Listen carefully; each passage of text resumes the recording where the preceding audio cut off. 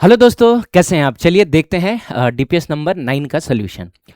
पहले क्वेश्चन में कह रहा है कि integration of x square minus two x plus one into d x कितना होगा। ठीक है, तो तीन टर्म्स हैं, सबको बारी बारी से इंटीग्रेट करेंगे। तो दोस्तों पहले टर्म में हमको मिला एक्स स्क्वायर, इसका इंटीग्रेशन होगा एक्स क्यूब बाई थ्री। कैसे? तो पावर में वन ऐड करेंगे और फिर उसी पावर से डिवाइड कर देंगे। तो टू में वन ऐड करोगे थ्री आएगा, फिर थ्री से डिवाइड कर दो। माइनस है, टू पार्टिसिपेट नहीं करेगा। एक्स का इंटीग्रेशन होगा एक्स स्क्वायर बाई टू। ये कैसे? तो यहाँ पावर वन है, वन में वन ऐड करोगे तो टू आएगा और उसी पावर से डिवाइड करोगे प्लस। और मैंने कहा था कि अगर कोई कांस्टेंट मिल जाए अकेला तो आप उसका इंटीग्रेशन करेंगे तो बगल में ये वाला वेरिएबल चिपका देंगे। तो वन इंटू एक्स लिखने की जरूरत नहीं है, बस एक्स लिख लीजिए। वन इंटू एक्स तो एक्स ही होता है ना, और ये हो जाएगा प्लस सी। ठीक है, तो इसका कौन सा नंबर ऑप्शन सही है? तो दोस्तों अच्छा एक चीज़ है, ये आपका टू से टू कैंसिल हो जाएगा। तो x cube by three minus x square plus x plus c. तो आई थिंक कि इसका सही ऑप्शन है ऑप्शन नंबर सी। ठीक है, आगे बढ़े। ये क्वेश्चन कह रहा है कि integration of two minus five upon x square into d x कितना होगा। तो सबसे पहले इस एक्स स्क्वायर को नीचे से ऊपर लेके जाओ, तो ये बन जाएगा आपका two minus five x to the power minus two. ठीक है, नीचे था तो पावर टू था, ऊपर जाके पावर माइनस टू बनेगा। अब हम चाहे तो इसको इंटीग्रेट कर सकते हैं। तो दोस्तों टू का इंटीग्रेशन हो जाएगा टू एक्स, क्योंकि अकेला कॉन्स्टेंट है, बगल में ये वाला वेरिएबल चिपका देंगे। फिर माइनस है, फाइव है, और पावर में वन ऐड करेंगे। इंटीग्रेशन का यही तरीका होता है। और फिर उसी पावर से हम डिवाइड कर देंगे और प्लस सी लिखेंगे। ठीक है, तो ये बन जाएगा two x minus five x to the power minus one divided by minus one. ठीक है, अब ये माइनस मिलकर प्लस हो जाएगा, या यूँ कहे कि दोनों एक दूसरे को कैंसिल कर लेगा। ठीक है, तो बन जाएगा ये प्लस फाइव, और x to the power minus one को हम वन अपॉन एक्स लिख लेंगे, वन अपॉन एक्स लिख लेंगे, है ना। जब ये ऊपर है तो पावर नेगेटिव है, नीचे आते ही पावर पॉजिटिव हो जाएगा, प्लस वन हो जाएगा। और प्लस वन का मतलब x to the power one का मतलब तो जस्ट वन ही, सॉरी जस्ट एक्स ही रह जाएगा। ठीक है दोस्तों, और प्लस सी कर लो। तो देखो कौन सा ऑप्शन इसका सही है, टू एक्स प्लस, हाँ ये आखिरी वाला जो है वो सही है, two x plus five by x plus c. ठीक है, अब देखो मैं होता तो इसको ना एक लाइन में सॉल्व कर लेता, मतलब इतना करने की जरूरत ही नहीं है ना। कैसे सॉल्व करता मैं, कैसे सॉल्व करता सोच के बताओ। तो ध्यान से देखो दोस्तों, मैं क्या करता है कि टू का तो टू एक्स लिख लेता है। उसके बाद मुझको एक चीज पता है कि वन बाई एक्स का differentiation minus one by x square होता है।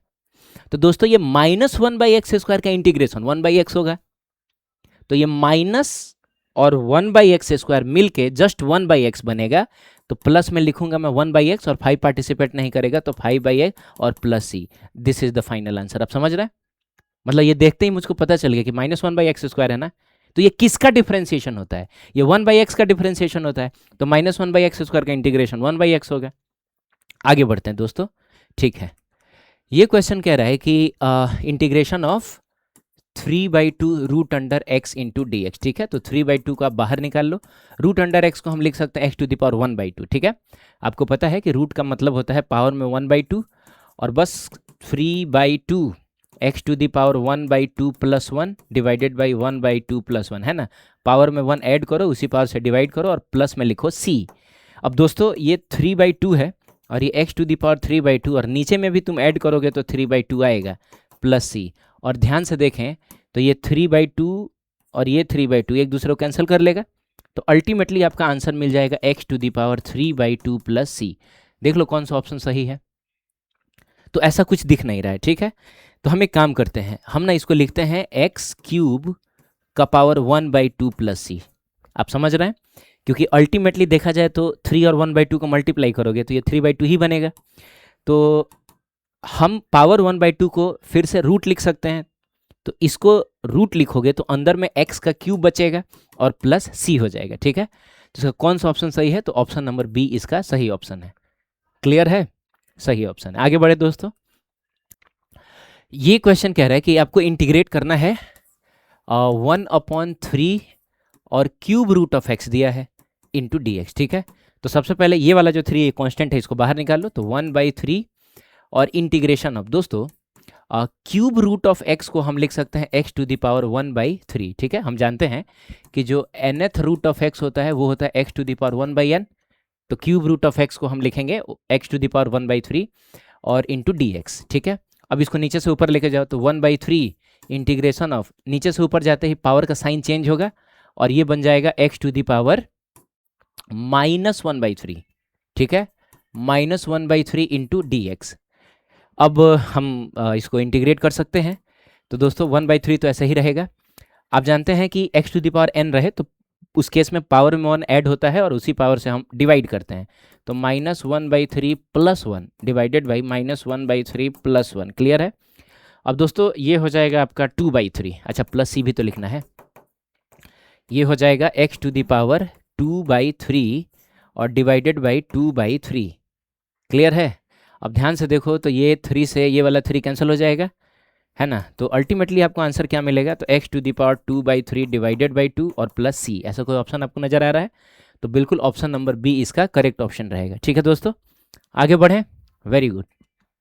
क्वेश्चन कहता है integration of 3 sin dx, 3 sin x dx, ठीक है।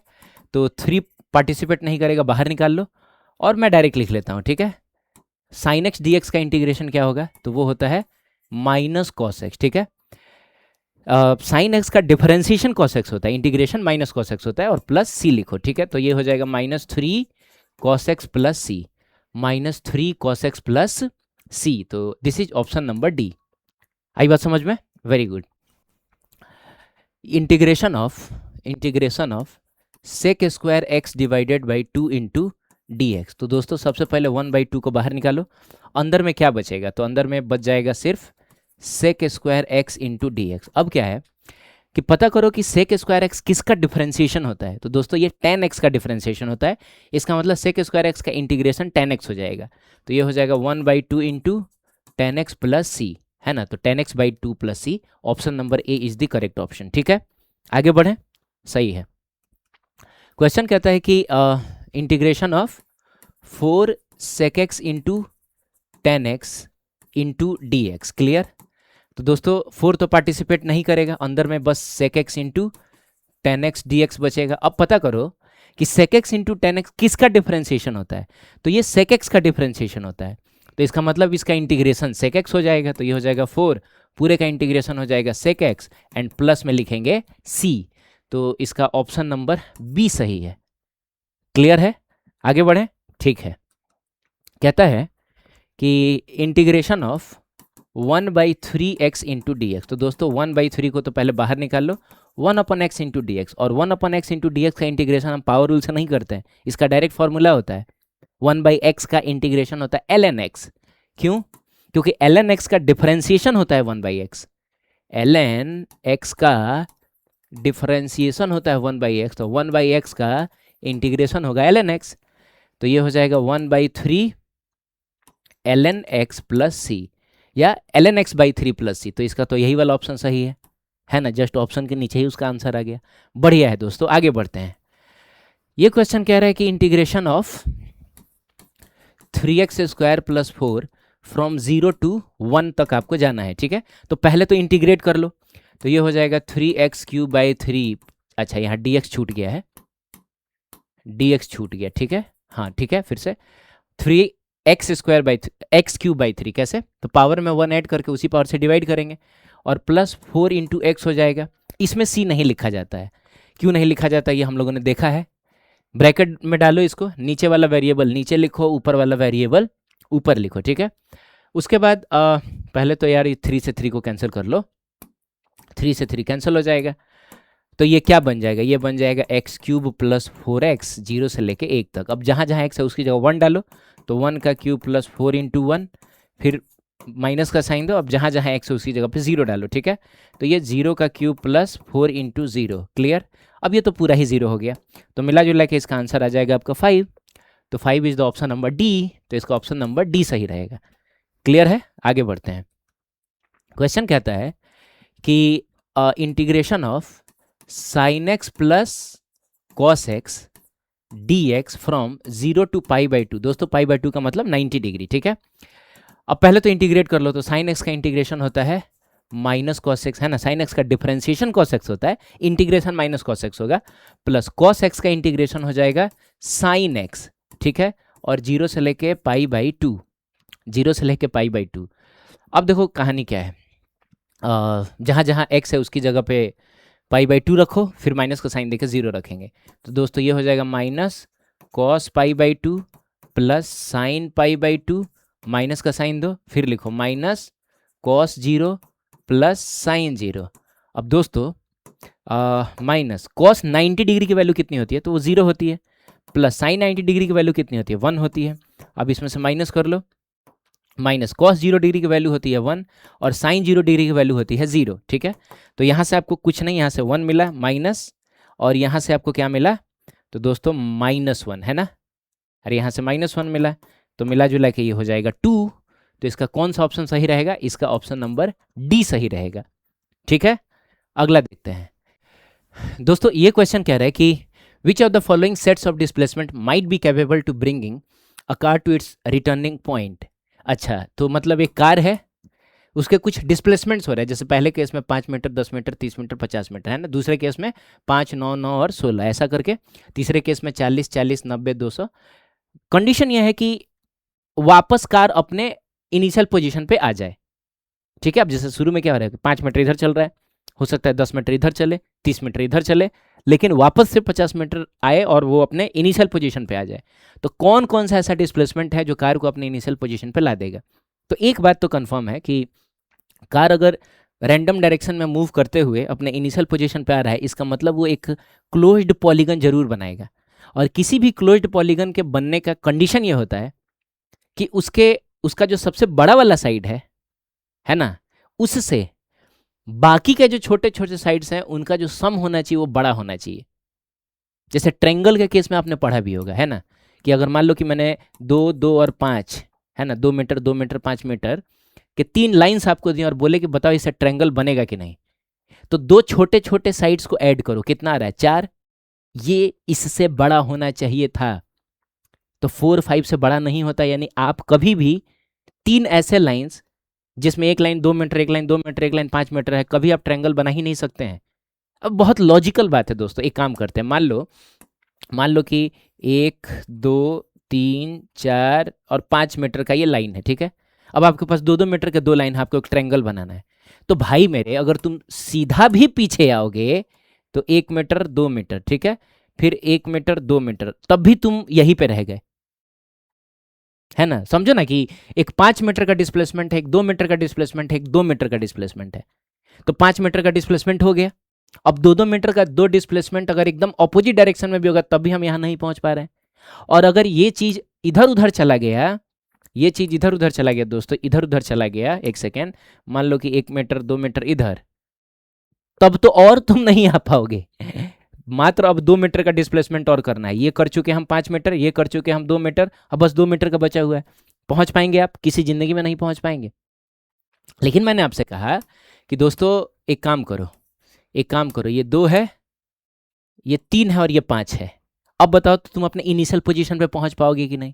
अब पहुंच जाओगे, लेकिन पहुंचने के लिए तुमको एकदम सीधा पीछे आना पड़ेगा। ध्यान से देखो दोस्तों, 1, 2 ये रहा, तो ये हो गया और ये हो गया, मतलब 5 मीटर हम गए, फिर हम 2 मीटर आ गए और फिर बचा 3, तो 1, 2, 3। इस केस में ट्रायंगल तो नहीं बनेगा, लेकिन आप अपने इनिशियल पोजीशन पे वापस जरूर आ जा रहे हैं। लेकिन अगर मान लीजिए कि मैंने इस 3 को 4 कर दिया तो क्या होगा दोस्तों? 4 कर दिया तो क्या होगा? अब बताओ, 4 कर दिया तो क्या होगा? तो ऐसे सिचुएशन में आप अगर सीधा वापस आएंगे तो क्या होगा प्रॉब्लम, ये देखिए।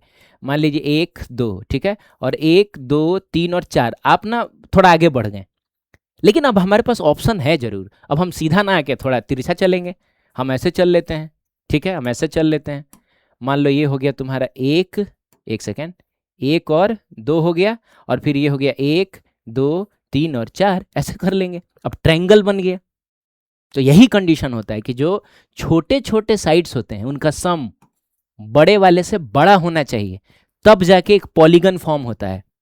और छोटे छोटे साइड्स का सम अगर बड़े वाले के इक्वल हो जाए तो पॉलीगन तो फॉर्म नहीं होगा, लेकिन अगर हम उसी रास्ते पे वापस आ जाएं, मतलब जैसे गए थे अगर हम वैसे ही वापस आए, तो जरूर हम अपने इनिशियल पोजीशन पर पहुंच जाएंगे, है ना। तो इनिशियल पोजीशन पे पहुंचने का कंडीशन क्या है कि जितने छोटे छोटे डिस्प्लेसमेंट्स हैं उनका सम जो सबसे बड़ा वाला डिस्प्लेसमेंट है उससे या तो इक्वल हो नहीं तो बड़ा हो।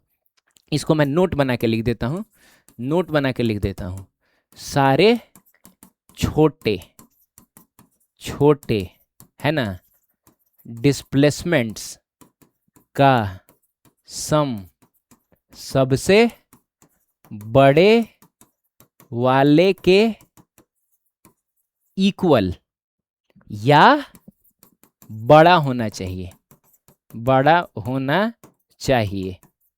इक्वल हुआ तो क्या होगा, जिस रास्ते से आप गए थे उसी रास्ते से आप वापस आ जाइए, आप इनिशियल पोजीशन पहुंच जाएंगे, पॉलीगन नहीं बनेगा लेकिन। और अगर बड़ा हो गया तो क्या हो गया, पॉलीगन बना के वो वापस आ जाएगा। तो इसमें देख लो, अब तुम ए को ऐड करो दोस्तों। तो सबसे पहले अगर हम ए ऑप्शन की बात करें तो ये 10 5 15 45, तो 45 जो है, 45 जो है वो छोटा हो जा रहा है 50 से, तो ये नहीं होगा। ऐसे 4 डिस्प्लेसमेंट्स कभी भी कार को अपने इनिशियल पोजीशन पे वापस नहीं लेके आएंगे। बी नंबर ऑप्शन देखो, तो ये 9 दूनी 18 + 5 23 होगा, और 23 16 से बड़ा है बिल्कुल, तो 23 जो है वो 16 से बड़ा है, तो ये हो जाएगा। ठीक है, बाकी भी चेक कर लो, सी नंबर ऑप्शन चेक कर लो। तो 40 40 90, तो दोस्तों 80 और 90 मिलकर कितना होगा, ये तो 170 होगा ना। तो 170 तो छोटा हो गया 200 से, तो ये भी नहीं होगा।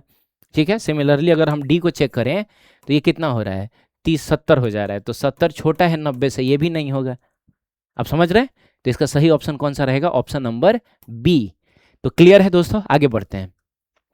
क्वेश्चन कहता है कि एक लाइन गिवन है और आपको इसका इक्वेशन लिखना है। तो हमारे दिमाग में आना चाहिए y = mx + c। ठीक है, अब हमारा मकसद है m निकालना और c निकालना। तो c तो हमको दिख रहा है, c वो पॉइंट होता है जहाँ पे लाइन y एक्सिस को कट करता है, तो c = 4 हो गया। और बताओ स्लोप कितना होगा, तो दोस्तों लाइन ऐसे झुका हुआ है, स्लोप पॉजिटिव होगा। वेरी गुड, तो प्लस में लिख लो, और फिर हम लिखेंगे tan थीटा। थीटा कौन सा वाला एंगल होगा, तो ये वाला एंगल हो जाएगा, छोटा वाला एंगल। सही है, तो इस केस में अगर आप tan थीटा लिखना चाहते हैं तो परपेंडिकुलर बाई बेस, तो ये हो जाएगा, परपेंडिकुलर कितना है 4 और बेस कितना है -3 नहीं दोस्तों, क्योंकि परपेंडिकुलर और बेस जो है वो लेंस है, लेंस कभी नेगेटिव नहीं होती है। नेगेटिव साइन बस ये बता रहा है कि भैया हमको पीछे की तरफ 3 यूनिट आना है, हम सिर्फ इसका लेंथ लेंगे, तो 4/3 लेंगे, तो ये हो जाएगा प्लस में 4/3। अब बस वैल्यू पुट करो, आपको आपका आंसर मिलेगा। तो y = m की जगह पे 4/3x + c की जगह पे हम 4 लिखेंगे। ठीक है, तो मिला जुला के y = हो जाएगा 4x + 3 को इधर भेज दो तो 12 हो जाएगा, नीचे में 3 है, और इसको उधर भेज दो तो 3y = 4x + 12। ठीक है, तो 3y - 4x - 12 = 0। तो देख लो कौन सा ऑप्शन सही है। I think option number D सही है, 3y - 4x - 12 = 0। सही है, आगे बढ़ते हैं। ये क्वेश्चन कहता है कि 1 - 1/2 + 1/4 - 1/8 + 1/16 अप टू इनफाइनाइट तक है। तो दोस्तों इस केस में पहला टर्म कौन है, यानी a कितना है 1 है, और कॉमन रेशियो क्या है, तो इससे इसको डिवाइड करोगे तो -1/2 आएगा, इससे भी इसको डिवाइड करोगे दोस्तों -1/2 आएगा, इससे भी इसको डिवाइड करोगे तो -1/2 आएगा। तो ये r जो है वो -1/2 है। और एक और बात है, since here magnitude of r जो है वो 1 से छोटा है ना, तो इस केस में आपको याद होगा सम का फॉर्मूला होता है a/1 - r। ठीक है, ये फॉर्मूला हम लोगों ने देखा है और ये फिजिक्स में यूज भी होता है। ठीक है ना, तो इसको इसीलिए मैंने एक बार और दे दिया कि आपका प्रैक्टिस हो जाए। a की जगह पे हम रखेंगे 1 1 माइनस, सही है, तो मिला जुला के 1, और ये माइनस माइनस मिलकर प्लस होगा, तो 1 + 1/2 ये हो जाएगा 3/2, पलट दोगे तो ये 2/3। तो इसका सही ऑप्शन रहेगा option number A, which is 2/3। ठीक है, आगे बढ़ते हैं। क्वेश्चन कह रहा है कि आपको इंटीग्रेट करना है 1 - 3x के क्यूब को। ठीक है, तो देखो दोस्तों आपको याद होगा मैंने आपसे कहा था कभी भी x की जगह कोई लीनियर फंक्शन दिखे तो जैसे इंटीग्रेशन सीखा वैसे ही कर लेना। यानी समझो ना कि ये हाथी का पावर 3 लिखा हुआ है, तो ये क्या हो जाएगा 1 - 3x का पावर 4 डिवाइडेड बाई 4। अरे भैया x का पावर 3 होता है तो हम लिखते हैं x⁴ 4/4, तो हाथी का पावर 3 है तो हाथी का पावर 4/4, पावर में 1 ऐड करके उसी पावर से डिवाइड करो। लेकिन x के कोफिशिएंट को बाहर निकाल के अगर आप डिफरेंशिएशन कर रहे हैं तो मल्टीप्लाई करेंगे, इंटीग्रेशन कर रहे हैं तो डिवाइड करेंगे, तो यहाँ पे हम -3 से डिवाइड कर देंगे, तो मिला जुला के ये माइनस सामने आ जाएगा 1 - 3x⁴ 4 divided by 12 plus c. तो ऐसा कोई ऑप्शन, एक ही ऑप्शन में नीचे 12 है तो शायद यही होना चाहिए, एक बार चेक कर लो, बिल्कुल यही है, option number A is the correct option. ठीक है, ये देखो क्वेश्चन कहता है integration of e to the power minus 5x into d x. अब यहाँ पर भी देखो x की जगह एक लीनियर फंक्शन रखा है ना, ये ए एक्स प्लस बी टाइप का हो गया। अब b की वैल्यू यहाँ 0 है, तो लीनियर फंक्शन आ जाए तो क्या करते हैं, जैसा इंटीग्रेशन सीखा वैसा कर लेंगे। यानी दोस्तों e to the power x का e to the power x सीखा है तो e to the power minus 5x का e to the power minus 5x होगा, लेकिन x के कोफिशिएंट को बाहर निकाल कर हम डिवाइड करेंगे और प्लस c, तो मिला जुला के हो जाएगा minus e to the power minus 5x divided by 5 plus c। Clear है, कौन सा ऑप्शन सही है? तो minus e to the power minus 5x divided by 5 plus c, इसका ऑप्शन नंबर c सही है। आगे बढ़े दोस्तों, ठीक है। कहता है the greatest and least resultant of two forces acting at the point are, अच्छा 12 यूनिट एंड 8 यूनिट। अच्छा तो मतलब मैक्सिमम रिजल्टेंट 12 यूनिट है, मिनिमम रिजल्टेंट 8 यूनिट है, तो आपको बताना है कि दोनों फोर्सेस कितने कितने को होंगे। तो दोस्तों ऐसा हो सकता है कि मान लो ये F1 है और ये F2 है, सेम डायरेक्शन में लगा है, तो इसी केस में जो रिजल्टेंट होगा वो सबसे मैक्सिमम होगा। आप समझ रहे हैं? तो कितना होगा उस केस में F1 प्लस F2, और ये दिया कितना है तो ये 12 न्यूटन, इसको इक्वेशन नंबर 1 कह दो। अब अगर हम इधर की तरफ F1 लगाएं और इधर की तरफ F2 लगाएं, ऑपोजिट डायरेक्शन में लगाएं, तो इस केस में जो रिजल्टेंट होता है वो सबसे मिनिमम होता है, तो क्या हो जाएगा F1 माइनस F2, और ये कितना दिया 8 न्यूटन, इसको इक्वेशन नंबर 2 कह दो। अब दोनों इक्वेशंस को तुम सीधा सीधा ऐड करो, तो दोस्तों आप देखेंगे कि ये F2 माइनस में F2 प्लस में कैंसिल हो जाएगा, 2F1 इज इक्वल टू आपको मिल जाएगा 20 न्यूटन, तो यहाँ से F1 इज इक्वल टू आपको मिल गया कितना, तो 10 न्यूटन। समझ गए? तो F1 अगर 10 न्यूटन मिल गया तो किसी भी इक्वेशन में बाई इक्वेशन 1 हम F1 की जगह 10 न्यूटन लिखेंगे तो हमको F2 मिल जाएगा, है ना। तो बताओ F2 कितना मिला, तो 12 में से 10 गया आपका 2 न्यूटन। तो जो दो फोर्सेज हैं वो 10 न्यूटन है और 2 न्यूटन है, 10 न्यूटन है और 2 न्यूटन है, तभी तो इनको सीधा सीधा ऐड करोगे तो 12 आएगा और एक में से दूसरे को सब्ट्रैक्ट करोगे तो 8 आएगा। ठीक है, आगे बढ़ सकते हैं दोस्तों। चलिए क्वेश्चन कहता है कि AC AB रेस्पेक्टिवली, अच्छा आपको बताना है कि AC कितना और AB कितना है। ठीक है। अच्छा एक चीज़ है, ये 120 है, ये 30 है, तो ये कितना होगा ये बता दो। तो दोस्तों टोटल मिलकर 180 होना चाहिए। अब ये दोनों मिला के 150 है, तो जाहिर सी बात है ये भी 30 होगा, तब तो 180 होगा ना। अब एक बात है, तब तो ये आइसोसेलेस ट्रायंगल हो गया, समद्विबाहु त्रिभुज। कैसे? तो ये भी 30 डिग्री, ये भी 30 डिग्री, तो जब एंगल सेम तो सामने वाले साइड्स भी सेम, यानी दोस्तों ये 10 मीटर तो ये भी हो जाएगा 10 मीटर। आप समझ गए? Very good. अब देखो क्या है कि ये 10 मीटर, तो AC तो हमने निकाल लिया 10 मीटर है, तो यानी कि अच्छा एक ही ऑप्शन ऐसा है जिसमें AC 10 मीटर, यानी यही ऑप्शन सही होगा, लेकिन फिर भी हम इसको निकाल लेते हैं। अब इसको निकालने के दो तरीके, या तो आप साइन रूल लगाएं या फिर आप कोसाइन रूल लगाएं। तो साइन रूल में क्या होगा, AC का square is equal to this square plus this square minus 2 into this into cos 120 degree. और साइन रूल लगाओगे तो कोई एक एंगल ले लो, जैसे हम 30 डिग्री लेते हैं, तो हम लिखेंगे साइन 30 डिग्री डिवाइडेड बाई उसके सामने वाला side 10 metre is equals to, अब लिखेंगे साइन 120 और डिवाइडेड बाई उसके सामने वाला साइड विच इज AB। तो ये ज़्यादा आसान है ना, इसका कैलकुलेशन हमको लग रहा है थोड़ा आसान आएगा। साइन 30 की वैल्यू 1/2, तो ये 1/20 हो जाएगा, और ये 1/2 है भाई, इज इक्वल्स टू साइन 120 कितना होता है, तो फटाक से हम इसको माइनस करेंगे 180 में से, तो दोस्तों ये साइन 60 आएगा। तो 120 साइन 120 का आंसर वही होगा जो साइन 60 का होता है, विच इज √3/2, और साइन है तो वो पॉजिटिव ही रहेगा क्योंकि फर्स्ट क्वाड्रेंट है ना, फर्स्ट क्वाड्रेंट में साइन पॉजिटिव होता है, तो ये हो जाएगा √3/2 इंटू कितना AB। और दोस्तों तुम यहाँ से देखोगे तो ये 2 से ये कटेगा तो 10 बार में जाएगा। अब इसको तुम इधर लेके चले जाओ, इसको उधर लेके चले जाओ, तो इधर उधर करने के बाद आपको AB इज इक्वल टू मिल जाएगा 10√3 मीटर, 10√3 मीटर। क्लियर है? Very good. ये है कि integration of sine ω_t + φ into dt कितना होगा, है ना। तो यहाँ वेरिएबल x ना होकर t है, कोई दिक्कत नहीं है। तो दोस्तों क्या बताया था मैंने कि कभी x की जगह पे कोई लीनियर फंक्शन हो, तो आपको नहीं लग रहा ये ax + b टाइप का है। ये जो ओमेगा है, इसको w को ओमेगा पढ़ा जाता है और इसको फाई पढ़ा जाता है, तो ओमेगा और फाई जो है वो कांस्टेंट है, तो कहीं ना कहीं ये ax + b के फॉर्म में लीनियर फंक्शन है। तो मैंने क्या बताया जैसा इंटीग्रेशन सीखा है कर देंगे। तो बताओ साइन इतने का इंटीग्रेशन कितना होगा, तो माइनस कॉस इतना, ठीक है। अगर साइन एक्स होता तो माइनस कॉस एक्स लिखते हैं, साइन हाथी है तो माइनस कॉस हाथी लिखेंगे।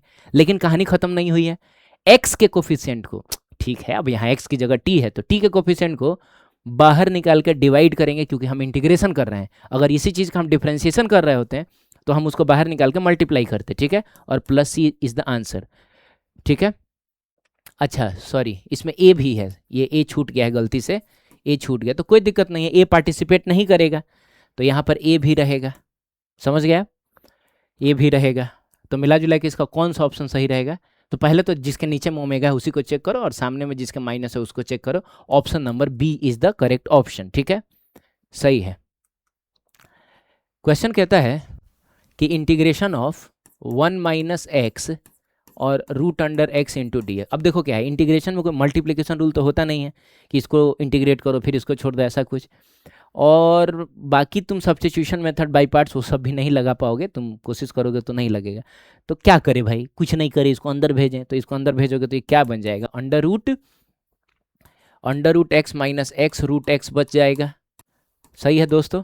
अब देखो क्या है कि ये है एक्स का पावर 1/2 और ये है x का पावर 1/2 और यहाँ x का पावर 1 है, तो मिला जुला के हो जाएगा x का पावर 3/2 और इंटू डी एक्स। अब बताओ इंटीग्रेशन का तरीका क्या होता है, पावर में 1 ऐड करते हैं फिर उसी पावर से डिवाइड करते हैं। तो दोस्तों पावर में 1 ऐड करोगे तो 1/2 प्लस 1, 1/2 प्लस 1, ठीक है, माइनस 3/2 प्लस 1, 3/2 प्लस 1 और लास्ट में प्लस सी लिखेंगे। अब बताइए कितना आ रहा है, तो ये आ जा रहा है x to the power 3/2 divided by 3/2 minus x to the power 5/2 divided by 5/2 और प्लस सी। अब ये चीज़ तो पलट पलट के मल्टीप्लाई होगा, तो ये बन जाएगा 2/3 x to the power 3/2 minus 2/5 x to the power 5/2 plus c. ऐसा बताओ कौन सा ऑप्शन है, कौन सा ऑप्शन है, ये तो होगा नहीं क्योंकि बीच में प्लस आ गया, ये भी नहीं होगा क्योंकि बीच में प्लस आ गया, ये भी नहीं होगा क्योंकि दोनों माइनस है, हमको तो एक प्लस एक माइनस चाहिए था, तो यही होगा। मतलब आपने देखा कैसे मैंने सिर्फ प्लस माइनस देकर बता दिया कौन सा आंसर होगा। खैर एक बार मिला भी लो, तो 2/3 x to the power 3/2 minus 2/5 x to the power 5/2 plus c. Option number D is the correct option, ठीक है। आगे बढ़ते हैं। ये आपको बताना है ये कितना होगा, है ना। तो दोस्तों कोई डिवीजन रूल वगैरह इसमें होता नहीं है, तो एक काम ये कर सकते हैं कि जैसे ax³ plus bx² plus c divided by x to the power 4 into d x लिखा है, तो ना x का पावर 4 का बंटवारा कर दो, सबके नीचे नीचे भेज दो, तो ये बन जाएगा ax³ डिवाइडेड बाई एक्स का power 4 plus bx² divided by x का power 4 plus c divided by x का पावर 4 और तब आ जाएगा इंटू डी एक्स, ठीक है। अब कुछ काट कूट होगा, करो बताओ, ये इससे कटेगा तो एक एक्स बच जाएगा, इससे कटेगा तो ये x² बचेगा। तो अल्टीमेटली ये आ कितना रहा है, ये आ रहा है a divided by x plus ये आ रहा है b और x² को ऊपर लेके चले जाओ तो x टू द पावर -2 हो जाएगा plus c x to the power -4 हो जाएगा और इंटू डी एक्स कर लेंगे। अब देखो दोस्तों इसको मैंने x टू द पावर -1 क्यों नहीं किया, क्योंकि इसका डिफ्रेंशिएशन पावर रूल से नहीं होता है, 1/x का इंटीग्रेशन है, तो इसका इंटीग्रेशन 1/x का इंटीग्रेशन पावर रूल से नहीं होता है, इसका इंटीग्रेशन होता है ln x, याद है 1/x का इंटीग्रेशन ln x होता है। तो आप बताइए क्या होगा, तो ये हो जाएगा a और 1/x का इंटीग्रेशन हो जाएगा ln x, ठीक है। ln x log x to the base e है, ठीक है।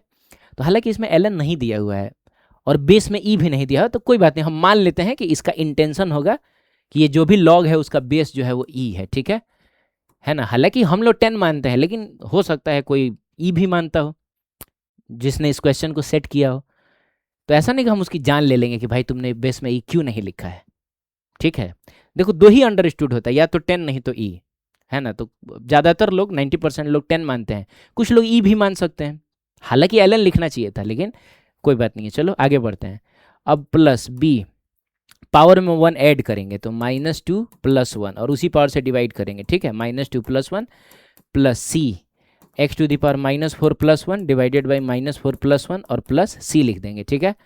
अब मिला जुला के ये आंसर आपका फाइनल आने वाला है a ln x plus B, ठीक है, एक्स टू दी पावर -1 और डिवाइडेड बाई -1, ठीक है, plus c x to the power -3 और डिवाइडेड बाई -3 प्लस सी, ठीक है।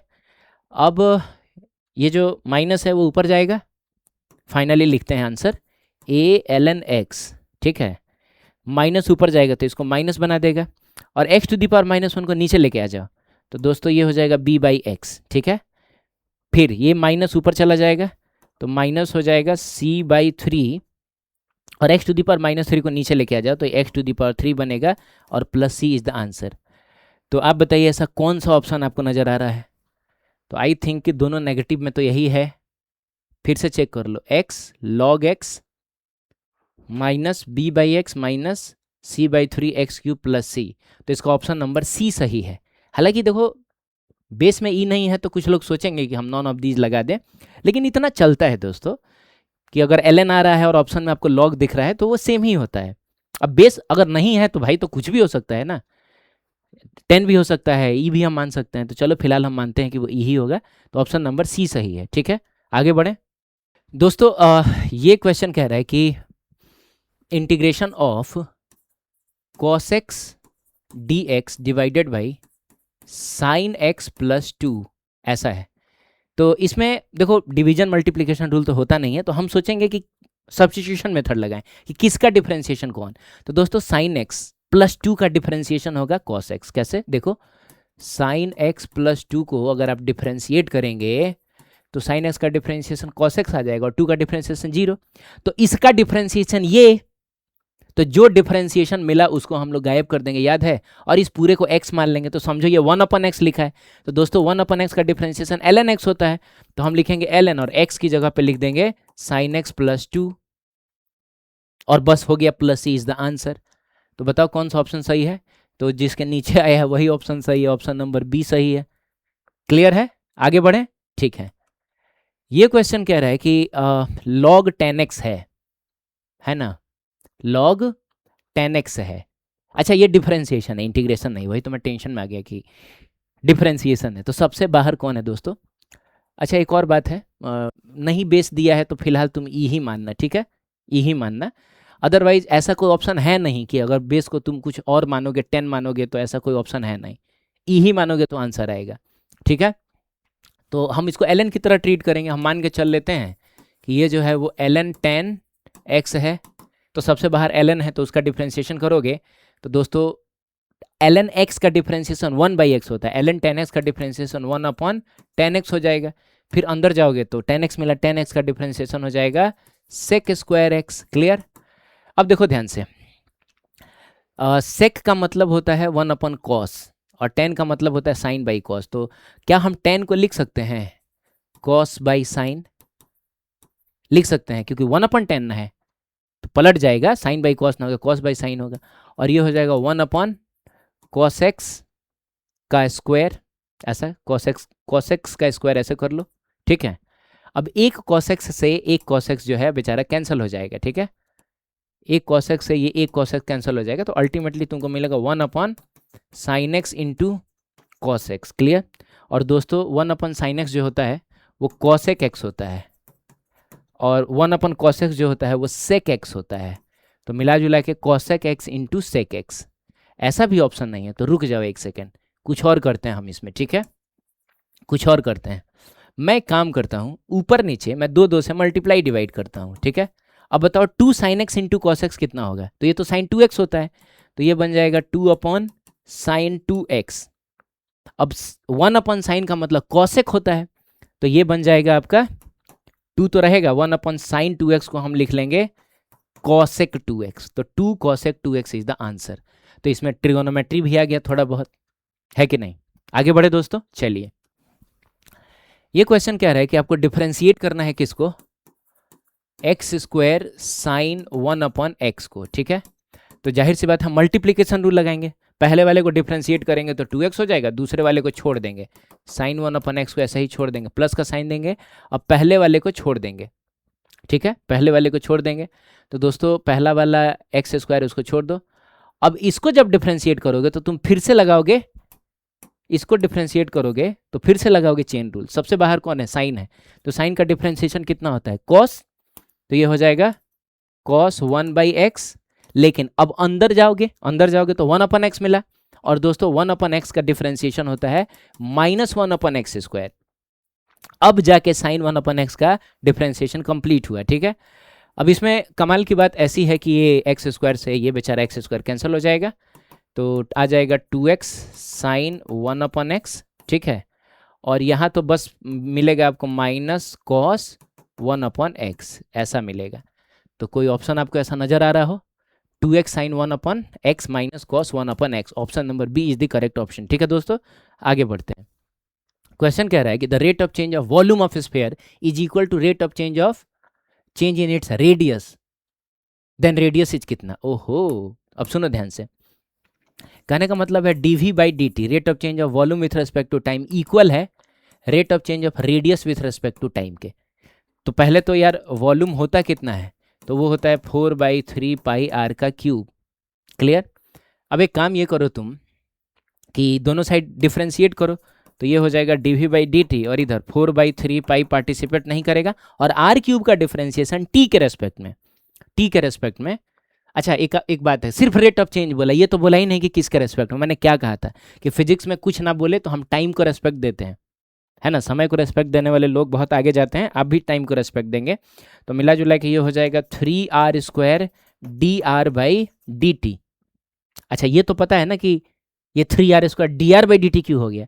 क्योंकि r³ का डिफ्रेंशिएशन हम r के रेस्पेक्ट में करते हैं तो सिर्फ 3r² आता है, लेकिन हम तो t के रेस्पेक्ट में कर रहे हैं, तो 3r² के साथ लिखेंगे d जो वेरिएबल दिया है डिवाइडेड बाई d जिसके रेस्पेक्ट में हमको डिफ्रेंशिएट करना है।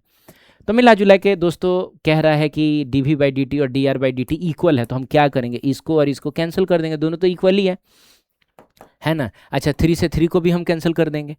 तो और एक काम करो कि 4 पाई को तुम इधर भेजो, तो 4 पाई को इधर भेजोगे तो नीचे चला जाएगा ना, क्योंकि इधर मल्टीप्लीकेशन में, इधर डिवीजन में है।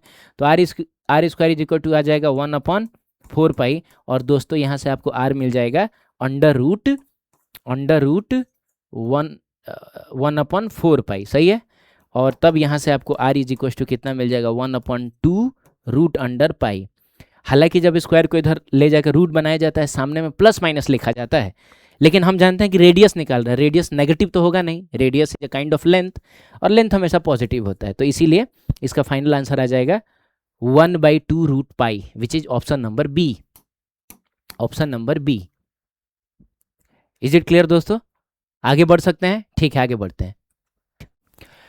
ये क्वेश्चन कह रहा है कि the rate of change in the volume of a cube equal to the rate of change in its side, अच्छा, then the length of the side. तो सबसे पहले तो आपके पास एक क्यूब है, और आप जानते हैं कि किसी भी क्यूब के जो तीनों साइड्स होते हैं वो इक्वल होते हैं, है ना, लंबाई चौड़ाई ऊंचाई सब इक्वल होता है।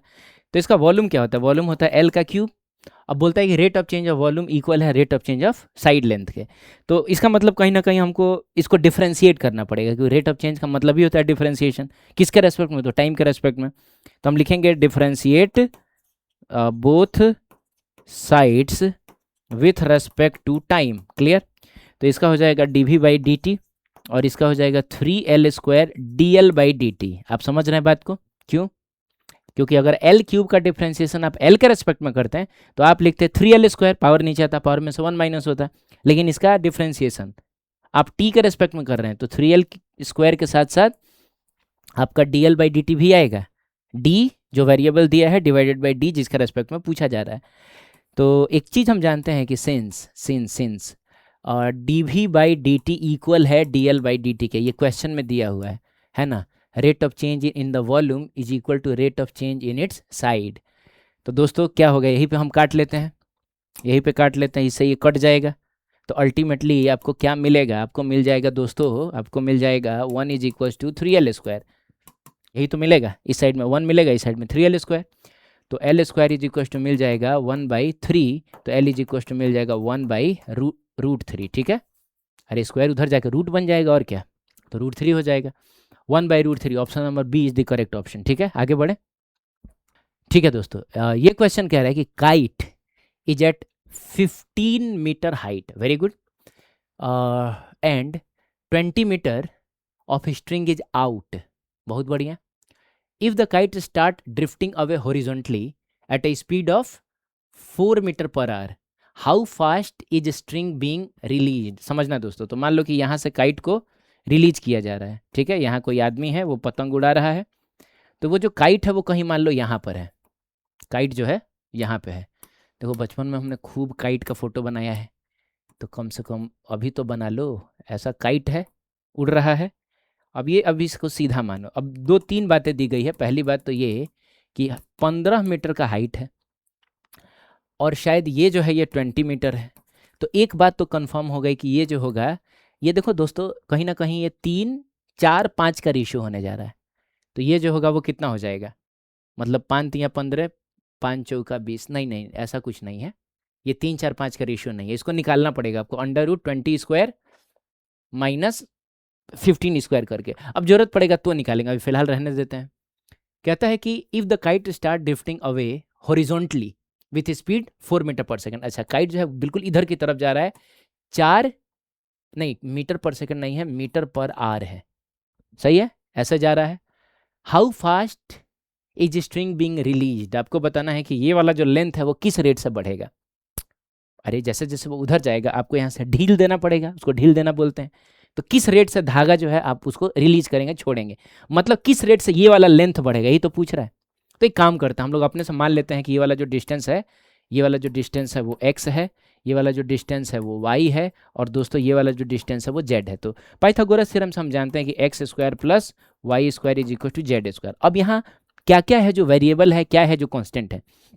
तो चूंकि ये 4 मीटर पर आवर की स्पीड से हॉरिजॉन्टली चल रहा है, तो हाइट पर असर नहीं पड़ेगा दोस्तों, हाइट तो वही रहेगा, क्योंकि ये इधर जा रहा है ना, थोड़ी देर बाद वो यहाँ भी रहेगा। तो भले धागा का लेंथ जो है वो चेंज हो जाएगा, देखिए धागा का लेंथ चेंज होगा, धागा इतना बड़ा हो गया अब, लेकिन ये जो हाइट है, हाइट हाइट हाइट अभी भी तो उसी हाइट पे ना है। तो मिला जुला के देखा जाए तो ये जो x हमने माना है वो एक कांस्टेंट है, लेकिन y वेरिएबल है और ये z वेरिएबल है, क्योंकि जैसे जैसे आगे बढ़ेगा तो ये डिस्टेंस तो बढ़ेगा ही और धागा भी तो बड़ा होता जाएगा। चलिए अब हम एक काम करते हैं, हम लोग इसको डिफ्रेंशिएट करते हैं, differentiate both sides with respect to time, differentiate both sides with respect to time. तो दोस्तों x² का डिफ्रेंशिएशन 0 होगा, क्यों, क्योंकि x कांस्टेंट है, ये जो x है ये क्या है, कांस्टेंट है, और कांस्टेंट चीज़ों का डिफ्रेंशिएशन 0 होता है। y² का 2y dy/dt हो जाएगा, समझ गए आप, बढ़िया है। और z² का हो जाएगा 2z dz/dt, ये आप बिल्कुल समझ पा रहे होंगे, क्योंकि अगर y² का डिफ्रेंशिएशन हमने y के रेस्पेक्ट में किया होता तो सिर्फ 2y लिखते हैं, लेकिन हम तो t के रेस्पेक्ट में कर रहे हैं, तो 2y फिर dy/dt भी आएगा, और उसी तरीके से 2z dz/dt भी आएगा। अब क्या क्या आपको पता है वो देख लो। तो दोस्तों dy/dt हमको पता है, y ये वाला लेंथ है, और ये वाला लेंथ किस रेट से चेंज हो रहा है, तो 4 मीटर पर आवर की रेट से चेंज हो रहा है। अरे 1 घंटा में अगर ये काइट 4 मीटर आगे गया तो ये डिस्टेंस भी तो 1 घंटा में 4 मीटर बढ़ जाएगा। तो कहीं ना कहीं दोस्तों पहले तो तुम इस 2 से 2 को कैंसिल कर लो, y लिखो और इसकी जगह पे लिखो 4 मीटर पर आवर, सही है। z को फिलहाल रहने दो, और dz/dt ही आपको निकालना है। आपको यही तो पता करना है कि ये वाला लेंथ किस रेट से बढ़ रहा है। तो dz/dt कितना आया ये बताओ दोस्तों। तो dz/dt आया, z को नीचे भेज दो, तो y/z into 4 metre per our. अब देखो हमको z दिया हुआ है कितना है, 20 मीटर। जिस इंस्टेंट पे ये पूछा गया था, ये जो सिचुएशन आपको जिस इंस्टेंट के लिए दिया गया था, उस इंस्टेंट पे z की वैल्यू 20 मीटर है, बस y पता कर लो। तो हम पाइथागोरस थ्योरम लगाएंगे, अभी अभी हमको y पता चलेगा, ठीक है।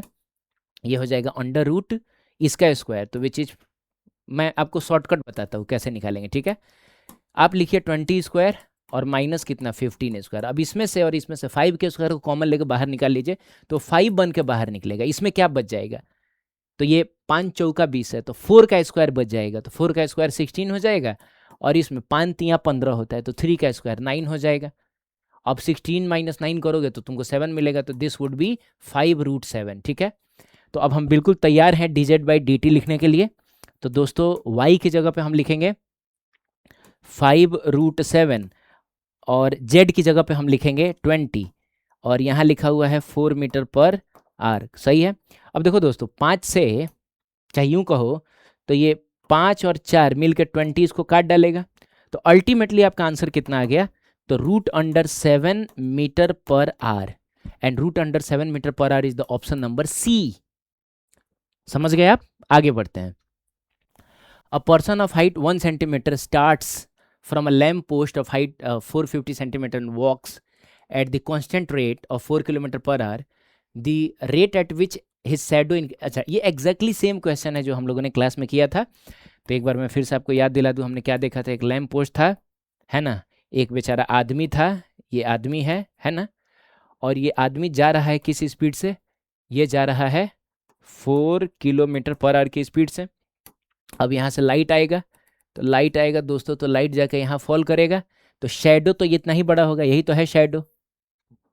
तो इसको हम, आपको याद है ये, अच्छा ये कितना दिया है? ये 450 सेंटीमीटर दिया है, और ये दिया है 180 सेंटीमीटर, सही है। इसको हम लोगों ने x मान लिया था, इसको हम लोगों ने y मान लिया था, ठीक है। अब अगर हम इसको थीटा मान लें, अगर दोस्तों हम इसको थीटा मान लें, तो हम tan theta is equal to क्या क्या लिख सकते हैं?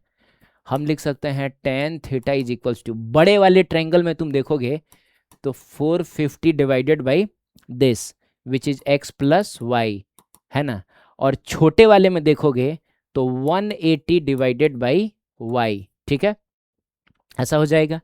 अब कुछ तो कटेगा, तो दोस्तों 0 से 0 कट गया, और 3 बार में ये 15 बार में जाएगा, और ये 6 तिरका 18 और कटेगा 3 बार में, ये 2 बार में जाएगा, है ना, और ये जाएगा कितना? 5 बार में। समझ गए आप? तो ऐसा हो जाएगा। तो मिला जुला के क्रॉस मल्टीप्लीकेशन करोगे तो इधर जाएगा, तो ये बन जाएगा 5y, 5y is equals to, उधर जाके बनेगा 2x प्लस 2y, और इसको इधर भेज दोगे तो 3y is equals to 2x बनेगा। अब दोनों साइड डिफ्रेंशिएट करो टाइम के रेस्पेक्ट में, है ना, क्योंकि कहीं ना कहीं आपको यही तो बताना है कि y किस रेट से बढ़ रहा है, यानी dy/dt आपको निकालना है। तो हम लिखेंगे 3 into dy/dt is equals to 2 into dx/dt, ठीक है। अब एक बात बताइए, ये dx/dt कितना दिया है? तो x कौन सा डिस्टेंस है? ये वाला डिस्टेंस है। तो ये वाला डिस्टेंस किस रेट से बढ़ रहा है? तो 4 किलोमीटर पर आवर के रेट से बढ़ रहा है। 1 घंटे में ये आदमी जो है 4 किलोमीटर आगे बढ़ेगा, तो ये वाला डिस्टेंस भी तो 4 किलोमीटर बड़ा हो जाएगा। तो हम 3 dy/dt इज इक्वल्स टू 2, और यहाँ जाएगा 4 किलोमीटर पर आवर। बस इस 3 को नीचे भेज दो। तो बताओ दोस्तों dy/dt कितना मिला? तो वो मिल गया 8/3 किलोमीटर पर आवर, सही है, 8/3 kilometre per our, option number सी है। आगे बढ़े दोस्तों, चलिए आगे बढ़ते हैं। क्वेश्चन कहता है कि the radius of the circular plate is increasing at the rate of 0.01 centimetre पर सेकेंड। अच्छा जी, तो कोई सर्कुलर प्लेट है, बेचारे का रेडियस है, और उसके बढ़ने का जो रेट दिया हुआ है, यानी dr/dt दिया हुआ है, वो दिया है 0.01 सेंटीमीटर पर second. When the radius is, जिस समय रेडियस 12 सेंटीमीटर है, आपको dA/dt बताना है, rate of change of area बताना है। कब?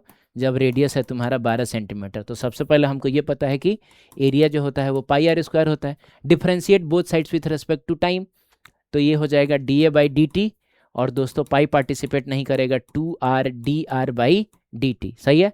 अब dA/dt ही तो आपको निकालना है, तो उसको तो ऐसे ही लिख लो, पाई 2r की जगह पे 12 सेंटीमीटर, और dr/dt की जगह पे 0.01 सेंटीमीटर पर सेकेंड, सही है। अब देखो क्या है कि 12 दूनी 24, तो ये हो जाएगा 0.24 पाई सेंटीमीटर पर सेकेंड। तो 0.25 नहीं, सेंटीमीटर मिलकर सेंटीमीटर का स्क्वायर होगा ना, तो 0.24 पाई सेंटीमीटर स्क्वायर पर सेकेंड। तो सेंटीमीटर स्क्वायर पर सेकेंड को हम स्क्वायर सेंटीमीटर भी बोल सकते हैं। तो आई थिंक यही वाला ऑप्शन सही है, 0.24 पाई स्क्वायर सेंटीमीटर पर सेकेंड, ठीक है। आगे बढ़े, चलिए। क्वेश्चन कहता है कि if a, b and c are unit vector such that a plus b minus c is equal to 0। अच्छा जी, तो देखो क्या है दोस्तों कि a plus b minus c is equal to 0 दिया है। तो मिला जुला के देखा जाए तो हम इसको a plus b is equal to c लिख सकते हैं। अब इतना तो कंफर्म है कि इन तीनों को अगर हम मतलब अरेंज करें, एक डायग्राम बनाए, तो एक ट्रायंगल बनेगा, और चूंकि तीनों यूनिट वेक्टर्स यानी तीनों का मैग्नीट्यूड सेम होगा, तो बताओ ऐसा कौन सा ट्रायंगल होता है जिसमें तीनों साइड लेंथ सेम होता है? वो इक्विलेटरल ट्रायंगल होता है। यानी इस टाइप का एक ट्रायंगल बनना चाहिए। अब इसी में से कोई ए होना चाहिए, कोई बी होना चाहिए, कोई सी होना चाहिए, तो यही होगा तुम्हारा ए, ये हो जाएगा तुम्हारा बी, और ये हो जाएगा तुम्हारा सी। तब तो बोलेंगे कि a plus b is equal to c है, this plus this is equal to this. बोलो, अब हमसे किसके बीच का एंगल पूछा है? हमसे पूछा है ए और बी के बीच का एंगल। तो दोस्तों ये वाला एंगल कितना होता है? 60 डिग्री। तो एक का हेड है, दूसरे का टेल है, तो क्या आंसर 60 डिग्री होगा? नहीं, 180 माइनस 60 डिग्री होगा। क्यों? क्योंकि हम जब इसको आगे खिसकाएंगे तो ए हो गया ये और बी हो गया ये वाला एंगल होगा ना। तो ये वाला एंगल कितना होगा? तो टोटल 180 में से 60 डिग्री माइनस करो। और वैसे भी हमने याद किया कि एक का हेड हो, दूसरे का टेल हो, तो जो एंगल होता है ना, एंगल बिटवीन इस केस में ए एंड बी जो होगा वो कितना हो जाएगा? तो 180 माइनस 60 होता है, तो ये हो जाएगा 120 degree. Option number D is the correct option. तो ये मैंने दिमाग लगा के फोटो से बना लिया। आप चाहें तो सेकंड मेथड आप फॉर्मूला भी यूज कर सकते हैं। कैसे? तो सी का जो मैग्नीट्यूड होगा वो कितना होगा? Under root a square plus b square plus 2ab और कॉस थीटा। अब इसका मैग्नीट्यूड 1 है, ए का भी मैग्नीट्यूड 1 है, बी का भी मैग्नीट्यूड 1 है, 2 ये भी 1 ये भी 1, सब तो यूनिट वेक्टर है, और कॉस थीटा दोनों साइड स्क्वायर कर लो। तो स्क्वायर करोगे तो 1 का स्क्वायर तो 1 ही आएगा, ये 2 हो जाएगा प्लस 2 कॉस थीटा। सही है दोस्तों? अब ये इधर जाएगा तो ये -1 बनेगा, है ना। तो 2 cos theta is equal to -1 और cos theta is equal to -1/2। तो थीटा कितना होगा? तो दोस्तों आपको पता होगा ना, कॉस 120 की वैल्यू होती है -1/2। और वैसे भी अगर 1/2 होता तो आंसर कितना आता? 60 डिग्री। तो -1/2 के लिए आंसर क्या आएगा? तो 180 में से 60 माइनस कर लो, 120। तो आप चाहें तो डायग्राम नहीं भी बना के फॉर्मूले से भी निकाल सकते थे, ठीक है। लेकिन स्मार्टनेस तो इसी में है कि थोड़ा डायग्राम बनाओ, दिमाग इससे खुलता है। ठीक है दोस्तों, आगे बढ़ते हैं। क्वेश्चन कह रहा है कि resultant of 2 forces, one double the other in magnitude is perpendicular to the smaller of the 2 forces। अच्छा, एंगल बिटवीन देम इज कितना? तो दोस्तों 2 फोर्सेस है जिसमें से एक जो है दूसरे का डबल है, और जो रिजल्टेंट है वो छोटे वाले के परपेंडिकुलर है। तो मान लो दोस्तों वो छोटा वाला फोर्स ये है, मान लो ये है, ये वेक्टर ए है, इसका मैग्नीट्यूड कुछ x है, तो जो दूसरा वाला होगा वो कुछ डबल होगा, ऐसा होगा 2x होगा। तो रिजल्टेंट ऐसा होगा, लेकिन रिजल्टेंट को तो इसका परपेंडिकुलर रहना है, तो ये फोटो गड़बड़ हो गया। रिजल्टेंट को परपेंडिकुलर रहना है तो रिजल्टेंट को ऐसे ना ड्रॉ करोगे, ये तुम्हारा रिजल्टेंट हो गया। तो यही है वो दूसरा वाला फोर्स जिसका मैग्नीट्यूड इसके डबल है, यानी समथिंग 2x है। तो आपसे पूछ रहा है कि एंगल बिटवीन द 2 फोर्सेस, आपको ए और बी के बीच का एंगल बताना है। तो पहले तो एक काम करो, ये वाला एंगल निकाल लो पहले। तो अब हमको क्या क्या पता? हमको बेस पता है और हमको हाइपोटेनस पता है। तो हम लोग लिखेंगे cos theta is equals to base by hypotenuse x divided by 2x। तो दोस्तों cos theta is equals to 1/2, तो theta is equals to 60 degree. तो theta is equals to 60 degree, लेकिन ए और बी के बीच का एंगल आपको बताना है। तो दोस्तों ए और बी के बीच का एंगल अगर आपको बताना है तो आप क्या करेंगे? क्या आप 60 डिग्री लिख देंगे? नहीं, क्योंकि एक का हेड है दूसरे का टेल है। तो ऐसे केस में हम लोग जब एक का हेड और दूसरे का टेल हो तो 180 में से छोटा वाला एंगल माइनस करते हैं। तो 180 माइनस छोटा वाला एंगल ये 60 आया है, तो इसका आंसर हो जाएगा 120। और वैसे भी अगर आप इस ए को आगे खिसकाते हैं तो ये ए होता, ये बी होता, तो बीच का एंगल जो होता वो ये होता, जिसमें ये 60 है तो ये 120 होता। ठीक है, तो आई थिंक आपको सारे क्वेश्चन समझ में आए होंगे। चलिए मिलते हैं नेक्स्ट लेक्चर में, तब तक के लिए थैंक यू सो मच।